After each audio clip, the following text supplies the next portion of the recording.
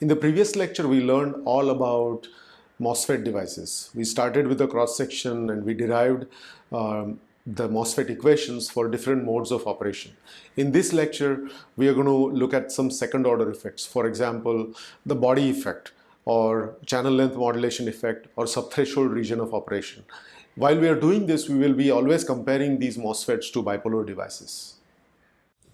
In the previous lecture, we studied different modes of operation of the transistor, and we said that when VDS is equal to VGS minus VT, H, this is our VDSat value for the transistor. If VDS is equal to VGS minus VTH, then the transistor, the channel under the gate goes into pinch-off mode, and it looks like this. So these are all the electrons which have been withdrawn from source, and exactly at where the drain is under the gate, we will say that the channel is pinched off when VDS is equal to VGS minus VTH. And if you remember, this is our channel length L. If we keep increasing VDS, the drain to source voltage, beyond this value, when VDS is greater than VGS minus VTH, then what happens? I want you to think about it. So earlier we had a channel that looked like this.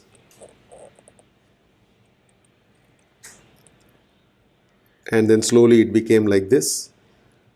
And you can probably extrapolate from this and say that as VDS goes beyond VGS minus VTH, the VDSat value, then the channel kind of looks like this. As we said earlier, there is a reverse bias for the PN junction, which is drain to the substrate region or drain to bulk, and as a result of which we will have a depletion region over here around this. So the channel terminates just before the depletion region. The new channel length is then given by its L prime. So this is what we learned last time. Now the key point here is, as VDS keeps increasing beyond VGS minus VTH, L prime will keep reducing. L prime will start moving in that direction slightly. It's pretty close to the channel length L, but it will start reducing somewhat. So we define delta L is equal to L, the design length, the design channel length, minus L prime. So we can say that this is delta L. And we can write a very simple expression which shows delta L divided by L is equal to lambda times VDS. And this is valid in saturation region. Lambda is an empirical parameter for the process. So percentage change in the channel length is equal to lambda times VDS. So if VDS goes up, then delta L will go up, as a result of which percentage change delta L by L will also go up. Now we can write an expression here which is L prime divided by L is equal to L minus delta L divided by L, that is equal to, let's substitute back in here, this will give me 1 minus lambda times VDS. So we can say that L divided by L prime is equal to 1 plus lambda times VDS. The assumption is lambda VDS is much smaller than 1. So this is a second order effect. We can then say that 1 divided by L prime is equal to 1 divided by L multiplied by 1 plus lambda VDS. So this is the design length.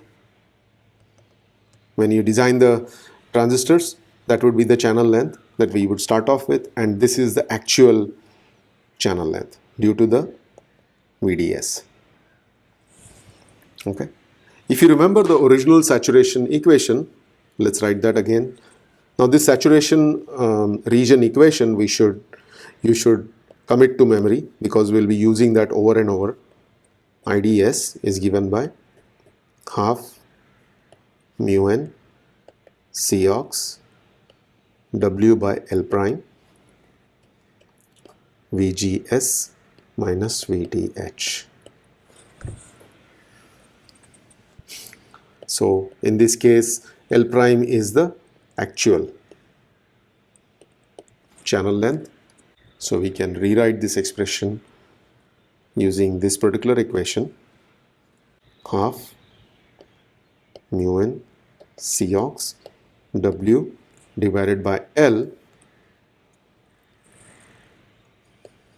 VGS minus VTH square multiplied by 1 plus lambda VDS.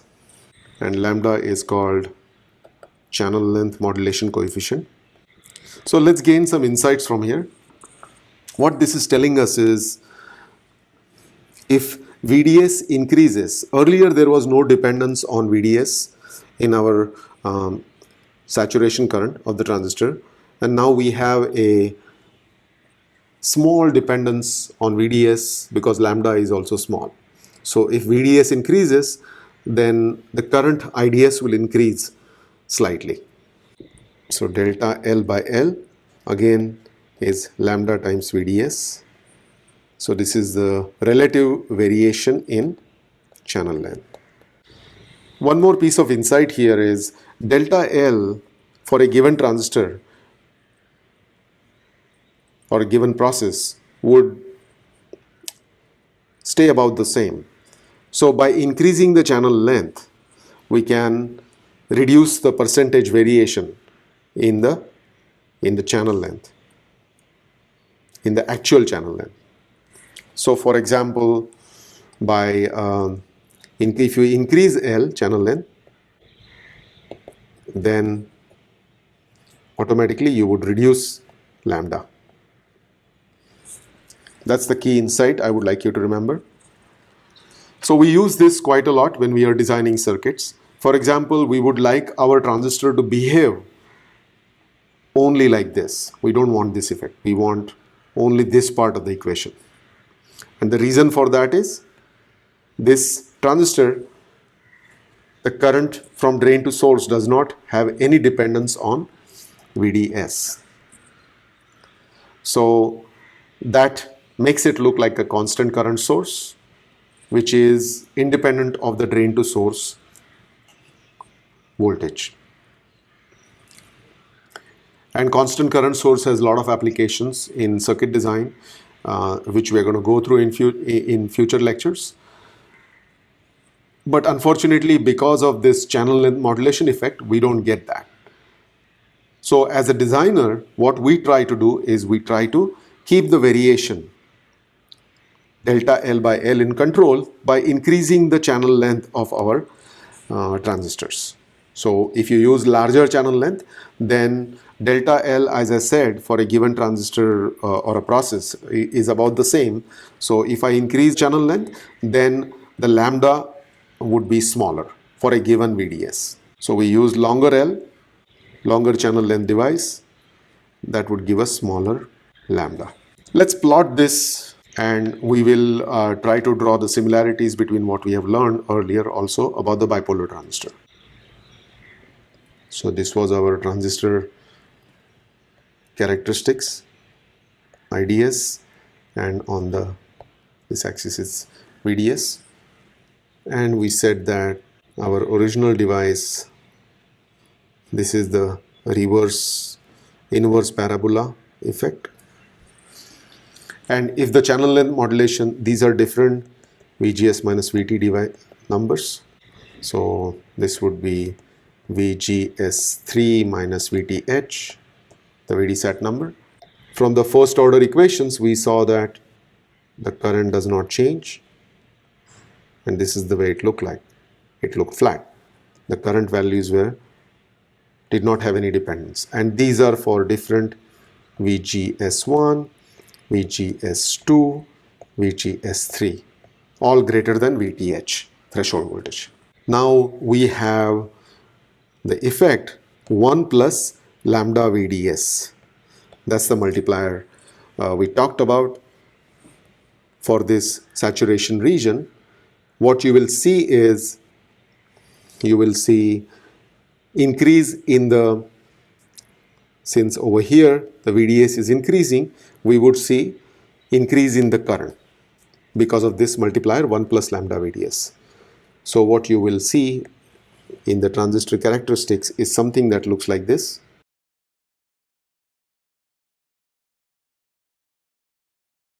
So the actual transistor curve is going to look like this with channel length modulation effect, something like this.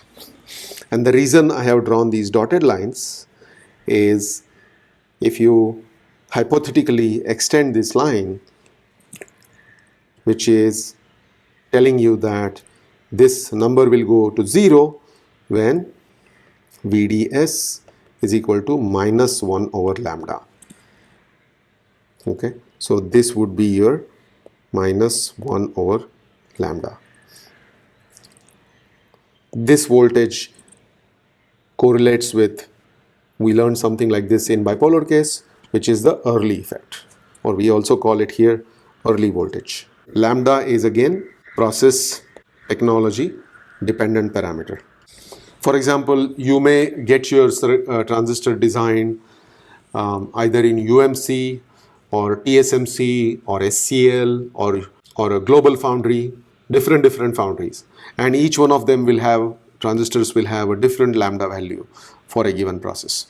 So as a designer, when you are in the design phase, you need to know all these numbers. In this class, you are going to learn mainly how do you analyze different circuits. So the impact for you is, for a given circuit, you need to figure out why do you use larger channel length devices for this particular application. This is the reason. If you want to reduce the dependence on the drain to source voltage and you would like to get an ideal current type of effect, then you would like to make sure that you use larger channel length, because larger channel length would definitely mean the lambda will be smaller. Now we will study body effect.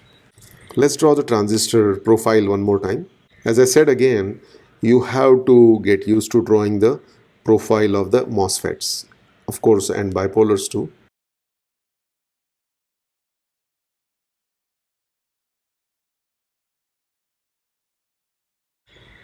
Let me explain body effect to you. If you look at this transistor, you will see from gate to substrate, it looks like two capacitors which are in series. This would be your substrate connection and this would be your gate connection, and in between you have the channel. In earlier example, we had source and bulk.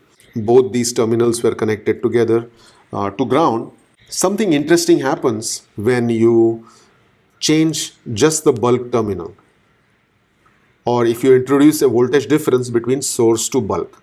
If you introduce a voltage between these two, then what happens is what I'm going to explain to you. Let's look at our rudimentary picture that I'm showing you here as a cap divider, capacitor divider. For a given substrate potential, let's say it was connected to ground, then I needed to put in some VTH value over here to get a channel going. The inversion layer is formed when you have certain voltage, VTH, threshold voltage applied to the gate, between gate and the source. Intuitively, if I take this substrate potential, if I take it negative, take it down below ground or whatever this value is, what do you expect that you should apply to the gate to form the channel under the device? So if you look at this analogy, then you can convince yourself that, of course, if the substrate potential goes down, then I need to increase the gate voltage further to get a channel formed under the gate. And this is exactly what happens. So intuitively speaking, if substrate V sub is reduced compared to V source, then VTH required will increase. The voltage that you need to apply to the gate will increase. And this effect is called body effect. The reason it's called body effect is because you're changing the voltage of the bulk region or body region of the transistor. I have not shown you how to draw the symbol for the transistor, but now we will draw the symbol so that things will be clearer. The NMOS transistor is drawn this way.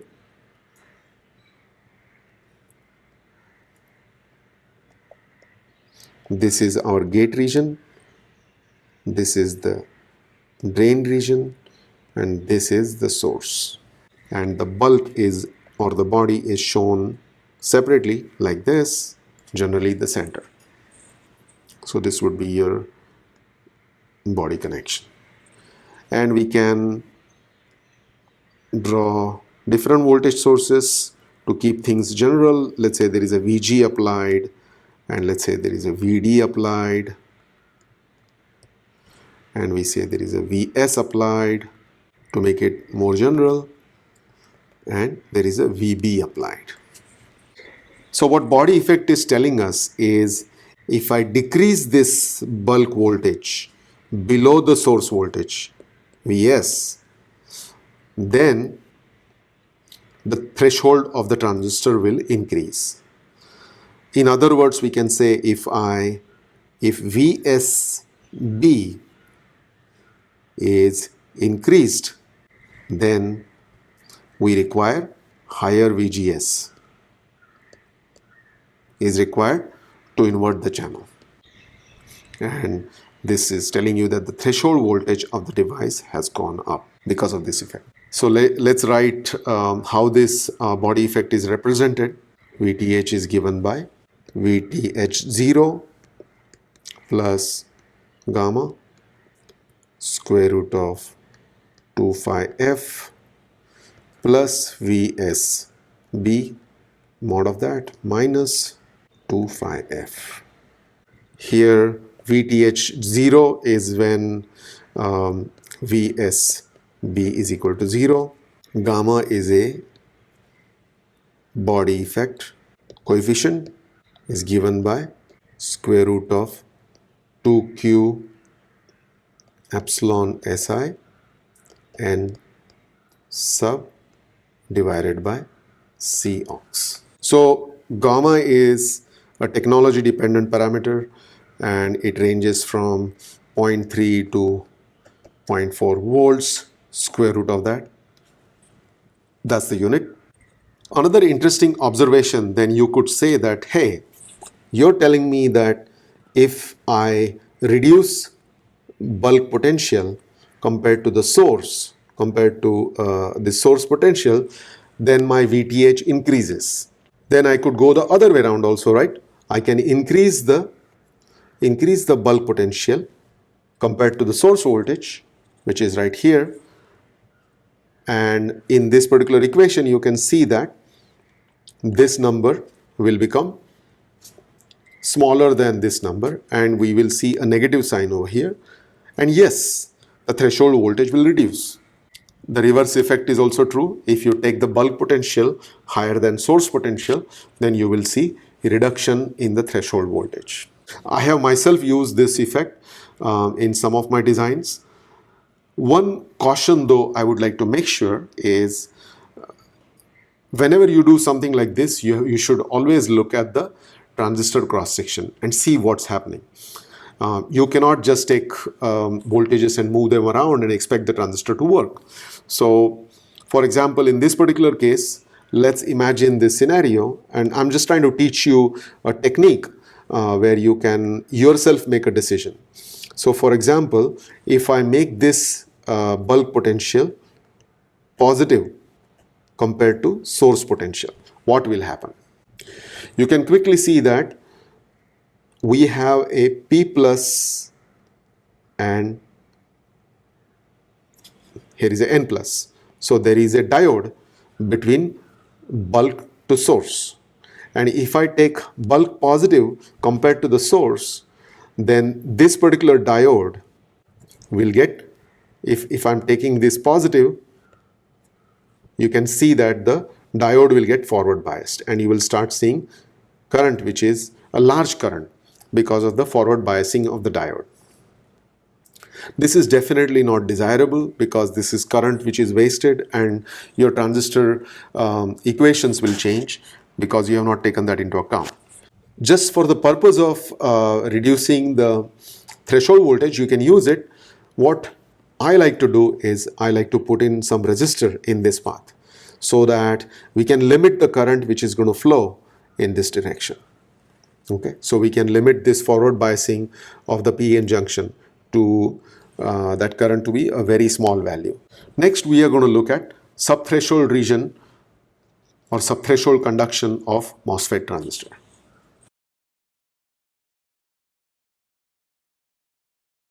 Before we get into that, what I would like you to do as an exercise is the following. Let's assume the transistor is in saturation region. And this can be very well be an interview question for you. So I would really like to try to answer this question on your own. And you will see quickly why this is an important question. Okay, so what I'm asking you to do is, once I describe the question, you can pause the video and try to answer the question yourself.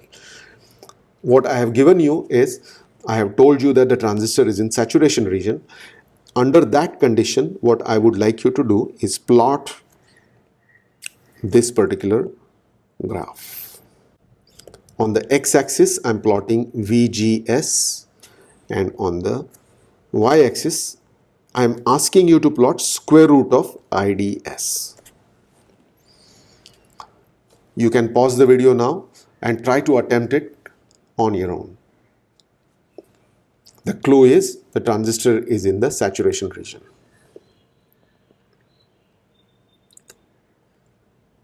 So from the first order, if you remember, IDS is equal to mu n Cox W by L divided by 2 VGS minus VTH square. I have told you that the transistor is in saturation. So when VGS is equal to VTH, let's write, before we get there, let's write the square root equation, which is square root of IDS is equal to square root of, let's say this is constant, VGS minus VTH. If you look at this particular expression, then you will quickly say that if VGS is equal to VTH, then square root of IDS should be 0. And that's exactly what we would expect here. So this would be, let's say, our VTH. And then what is the nature of this curve? Nature of this curve is it should be linear. So at VGS is equal to VTH, the IDS should be 0, and then it should be 0 like this. And then you would expect the current to linearly go up like this. Okay, and the slope of this will be square root of mu n Cox W by L divided by 2, square root of the whole thing. So this is what we gather from the model that we have for the saturation region. What we are saying here is, at exactly VGS is equal to VTH, the current IDS is equal to 0. And then it starts flowing after VGS increases beyond VTH. And for VGS is less than VTH, the current is 0. So this expression is kind of telling you that, hey, there is a discontinuity here. Okay, the current is either 0 or it's increasing. But we know that in real world there are no discontinuities, right? So there is always some current flowing, small amount of current flowing while we are in this region. And if you have to plot the real curve, it looks kind of like this. I have exaggerated it quite a lot. So this region of operation is called subthreshold region. We also call it weak inversion region. VGS is less than VTH. There is some finite IDS, however small, it will flow. And it has exponential dependence on VGS. And if you want the exact expression, the IDS in this region is given by IDS is equal to I0 exponential VGS divided by eta VT. Thing to note here is we see VT here, which is KT over Q, and eta is greater than 1. This is again process dependent parameter that you'll get. So quickly you can see that, hey, this expression, I have seen it before. This expression represents our bipolar friend. In this region, subthreshold region, the MOSFET actually starts behaving like a bipolar transistor. However, we have this eta which is greater than 1. Interesting point about this operation in subthreshold region is we are talking about really small currents over here.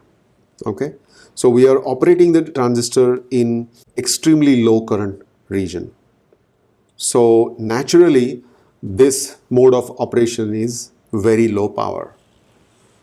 And many of the Swiss watches, they exploit this region of operation for the transistors in that region. So just to keep that in mind.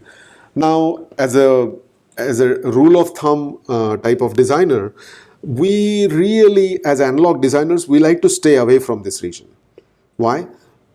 Because it's not very well modeled many times, and we are trying to keep the transistor in saturation region.